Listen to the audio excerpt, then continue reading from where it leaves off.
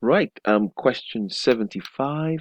Um, we are looking here, not quite a nice question. Company uses standard costing to set budgets. So we have standard costs of the individual material or whatever it is we're dealing with, direct materials, direct labor.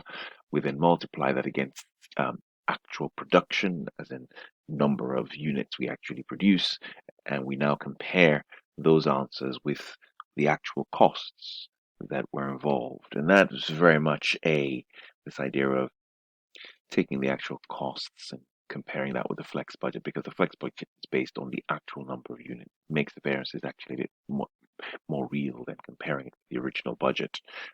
You would do this if you were doing a sales budget, right? Because that would be to do with the items. So the answer here is A.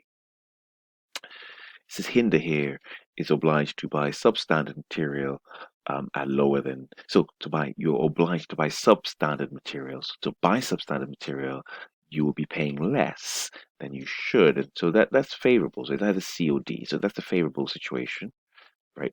But at the standard price as nothing, but you're buying substandard material at lower than, forgive me, you're buying substandard material at lower than standard price. So that's favorable, one of these. But the material's substandard. So what you're likely to now have is that you're now likely to be buying more of this cheap stuff. And so your material usage variance is likely to be adverse. So your answer here is C. Your answer here is C. So that's 75 and 76.